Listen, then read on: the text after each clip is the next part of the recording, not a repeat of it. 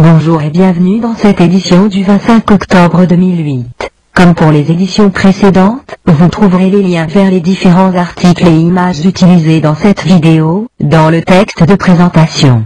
Nous avons parlé, la dernière fois, de la dérive possible des États-Unis vers une politique sécuritaire. Tous les observateurs s'accordent à dire que les libertés se sont passablement réduites depuis l'adoption du Patriot Act, suite au 11 septembre 2001. Vous avez pu voir que la loi martiale plane au-dessus des États-Unis. Heureusement que nous, Européens, sommes à l'abri. Quoique, vous n'êtes pas sans savoir que la Constitution européenne prend le pas sur les constitutions nationales des différents pays. Alors, intéressons-nous aux droits de l'homme selon la Constitution européenne. Une petite recherche devrait répondre à nos questions. Le document qui nous intéresse ici est la Charte européenne des droits de l'homme. Ah, la voici. En date du 14 décembre 2007.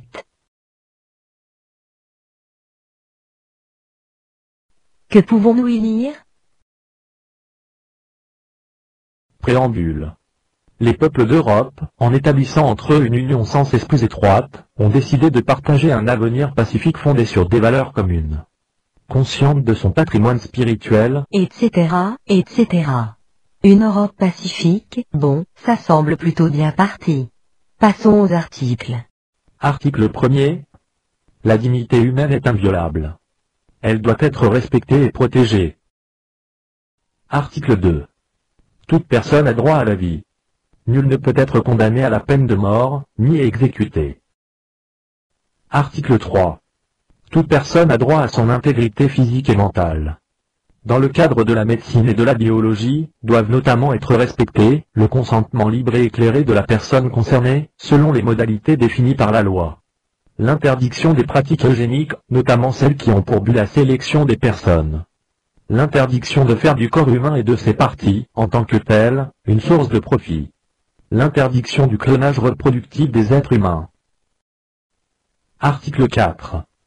Nul ne peut être soumis à la torture, ni à des peines ou traitements inhumains ou dégradants. Article 5. Nul ne peut être tenu en esclavage ni en servitude. Nul ne peut être astreint à accomplir un travail forcé ou obligatoire. La traite des êtres humains est interdite. Bon, vous n'allez pas nous lire toute la charte. Il n'y a rien d'inquiétant, bien au contraire. Attendez. Sur le site internet, il y a un autre document à télécharger. Un document qui s'appelle Explication relative à la Charte des droits fondamentaux. Tiens, pourquoi y a-t-il un document explicatif? Cette charte semble pourtant très claire. Bon, bah alors, explication. Les explications qui figurent ci-après ont été établies initialement, sous la responsabilité du Présidium de la Convention qui a élaboré la Charte des droits fondamentaux de l'Union européenne, etc., etc. Bien que ces explications n'aient pas, en soi, de valeur juridique, elles constituent un outil d'interprétation précieux destiné à éclairer les dispositions de la Charte. Je vous passe l'article sur la dignité qui semble correct. Maintenant, ça va se compliquer, mais c'est comme les bonnes blagues, attendez la fin. Explication à l'article 2. Droit à la vie. Le paragraphe 1 de cet article est fondé sur l'article 2, paragraphe 1, première phrase, de la CEDH, dont le texte est le suivant: le droit de toute personne à la vie est protégé par la loi. La deuxième phrase de cette disposition, qui concerne la peine de mort, a été rendue caduque par l'entrée en vigueur du protocole numéro 6, annexé à la CEDH, dont l'article 1er est libellé comme suit. La peine de mort est abolie. Nul ne peut être condamné à une telle peine ni exécuté. C'est sur la base de cette disposition qu'est rédigé le paragraphe 2 de l'article 2 de la Charte. Les dispositions de l'article 2 de la Charte correspondent à celles des articles précités de la CEDH et du protocole additionnel. Elles en ont le même sens et la même portée, conformément à l'article 52, paragraphe 3, de la Charte. Ainsi, les définitions négatives qui figurent dans la CEDH doivent être considérées comme figurant également dans la Charte. Je ne suis pas sûr d'avoir bien compris. C'est du charabia. Vous allez comprendre. L'article 2, paragraphe 2, de la CEDH.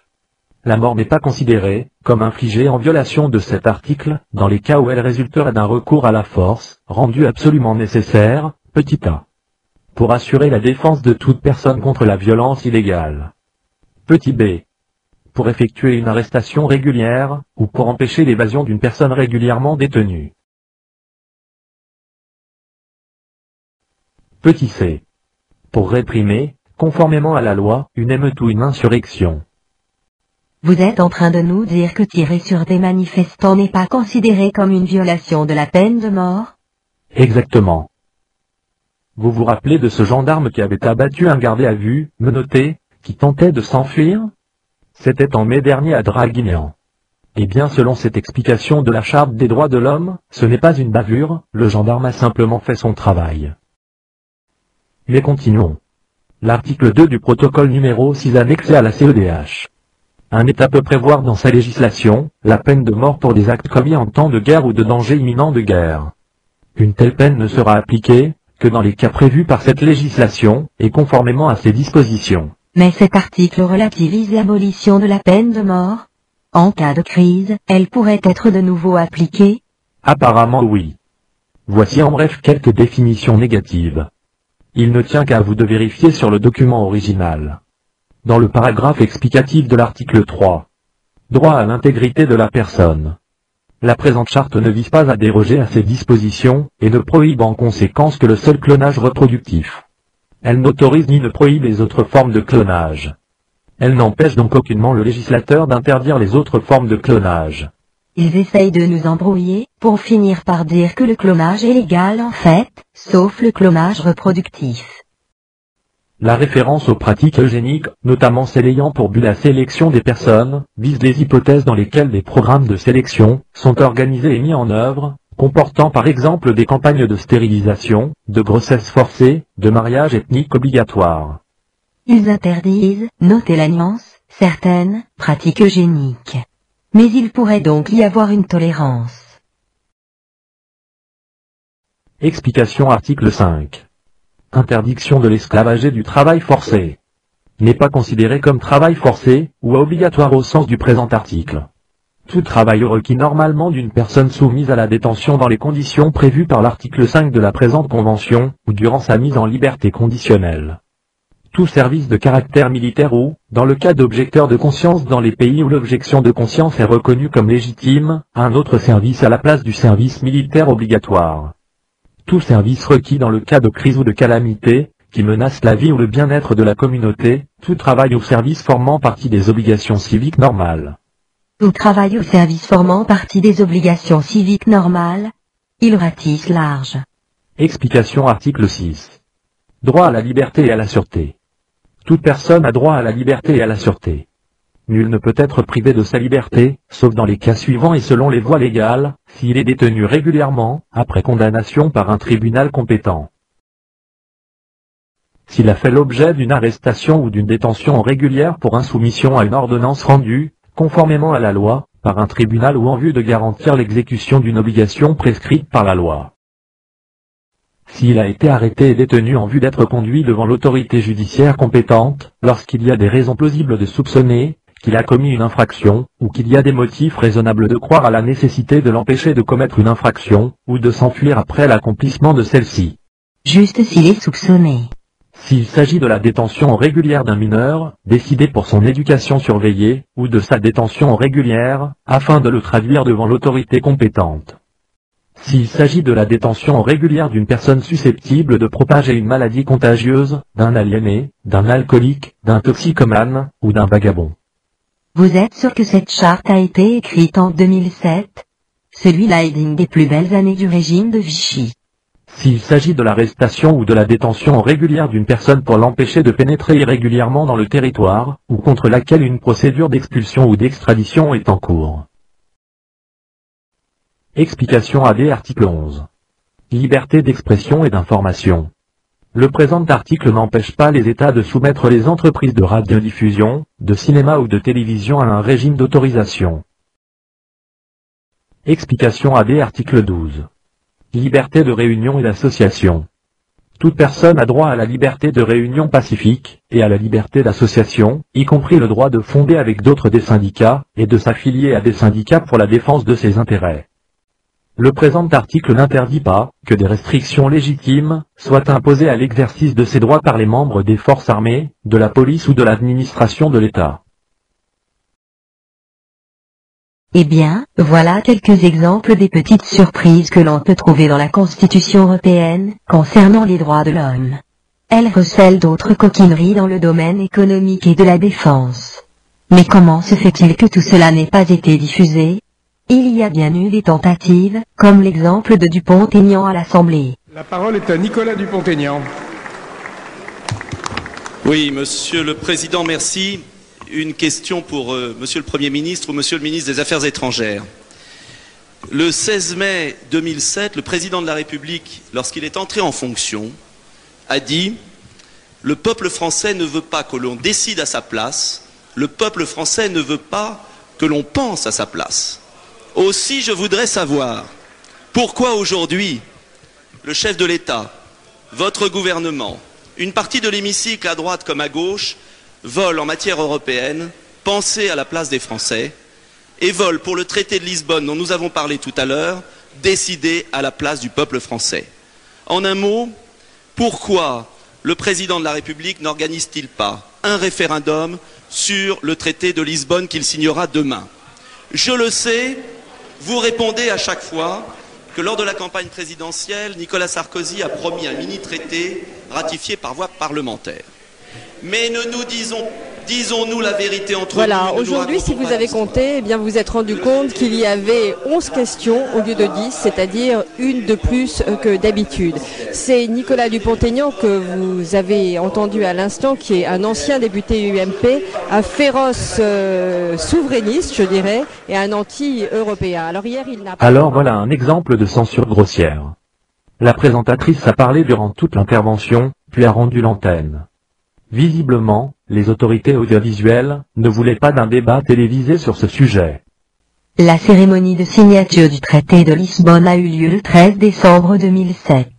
Nous avons pu voir de merveilleuses images. Nous n'avons, hélas, pas pu voir ce qui s'était passé la veille, le 12 décembre, dans l'hémicycle du Parlement européen. Royaume de Belgique. República da Bulgária, República Checa, Reino da Dinamarca, da Alemanha, República da Estónia, Irlanda, República Helénica, Reino de Espanha, République française, República Italiana, República de Chipre, República da Letónia, República da Lituânia, Grão-Ducado do Luxemburgo, República da Hungria, República de Malta, het Koninkrijk der Nederlanden, República da Áustria.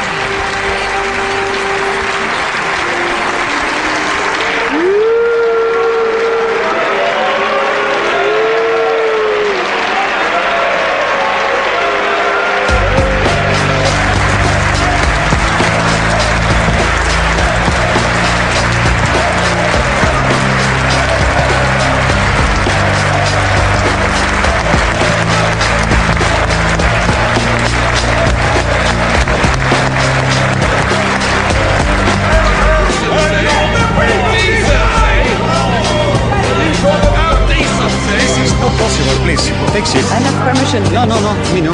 Yes, I have.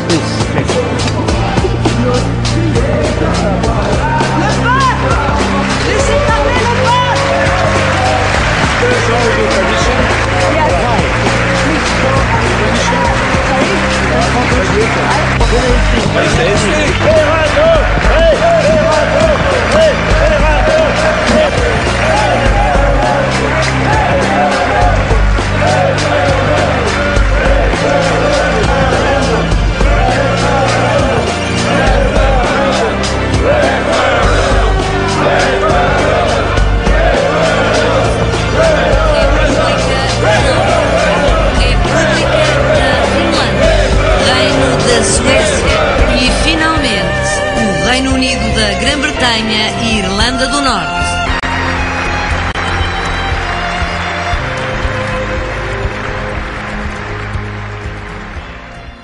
Après ces bien belles images, voici un petit clip pour digérer.